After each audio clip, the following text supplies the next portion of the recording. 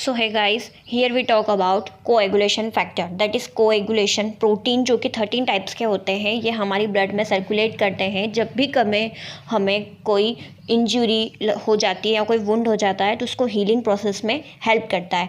नौ ये 13 टाइप्स के होते हैं। इनको याद करने की ट्रिक है फटाफट क्लास आ सीट पर कवर फर, यानी कि FPT CLASSPCF। तो F stands for fibrinogen, P stands for prothrombin, T stands for tissue thromboplastin, C stands for calcium ions. Now L stands for labile factors. Labile factors is also known as proaxillary or accelerator globin, which is abbreviated as ACG. Accelerator globulin abbreviated as ACG. Now, sixth acyllerin. Sixth A stands for acyllerin or hypothetical factor, and this acyllerin it exists with fifth factor as a VA. Now seventh factor ACE stands for stable factor or proconvertin or serine protease. Now eighth factor anti-hemophilic factor A या फिर एंटोहीमोफिलिक factor globulin भी कहा जाता है। Anti haemophilic globulin factor A भी कहा जाता है। इसका एब्रीविएशन है AHF। Now ninth anti haemophilic factor B, जिसको हम क्रिसमस फैक्टर भी बोलते हैं और प्लाज्मा थ्रोम्बोप्लास्टिन कंपोनेंट भी बोलते हैं, जिसको PTC बोला जाता है। नाउ टेंथ जो है स्टुअर्ट फैक्टर या पॉवर फैक्टर या फिर थ्रोम्बोकाइनेज। 11th फैक्टर को हम प्लाज्मा थ्रोम्बोप्लास्टिन एंटीसीडेंट PTA बोलते हैं and anti haemoglobulin C. Now 12th contact factor या हैगमैन फैक्टर या एंटी हीमोफिलिक फैक्टर D या फिर ग्लास फैक्टर या फिर सरफेस फैक्टर। बहुत सारे नाम हैं, इसीलिए मैं कंसाइज वे में आपके लिए बना रही हूँ। नाउ 13 में फाइब्रिन स्टेबलाइजिंग फैक्टर या फिर FSF या फिर ट्रांसग्लूटामेज या फिर लैगिलोवेना फैक्टर।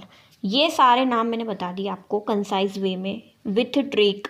नाउ एक चीज़ याद रखना, एंटी हीमोफिलिक फैक्टर AB जो होता है, एंटी हीमोफिलिक फैक्टर A 8 पे होता है, एंटी हीमोफिलिक फैक्टर B जो होता है वो 9 फैक्टर पे होता है, एंटी हीमोफिलिक फैक्टर C जो होता है वो 11 पे होता है, 10 में नहीं होता है। 11 पे एंटी हीमोफिलिक फैक्टर C और D anti haemophilic factor D जो होता है वो 12 नंबर पे होता है। 13 फैक्टर्स के अलावा कुछ 2-3 कंपोनेंट्स की रिक्वायरमेंट भी होती है, जैसे प्लाज्मिनोजन या फिर प्रीकिलकैरिन, जिसको हम फ्लेचर फैक्टर भी बोलते हैं, और एक और होता है high molecular weight kininogen HMWK, जिसको हम बोलते हैं Fitzgerald factor. High molecular weight kininogen को और क्या बोलते हैं, फिट्जगेराल्ड फैक्टर। नाउ जो फैक्टर आपका 8 और 9 जो होता है वो सेक्स लिंक का फैक्टर होता है, बाकी जितने भी फैक्टर होते हैं वो आउटोसोमल फैक्टर होते हैं। Now 1 point more, according to international commission on blood coagulation in 1954, इन्होंने 13 तरीके के फैक्टर्स डिस्कवर किए थे। इन्होंने कहा था कोएगुलेशन मैकेनिज्म या हीमोस्टैटिक मैकेनिज्म एक ही होती है। जो हीमोस्टैसिस होता है वो बिल्कुल अपोजिट होता है हेमरेज या ब्लीडिंग के, यानी कि जो हमारा कोएगुलेशन फैक्टर जो होता है वो हीमोस्टैसिस को मेंटेन करता है और हीमोस्टैसिस के अपोजिट क्या हो जाता है, हेमरेज या फिर bleeding. So don't be confuse in this all terms.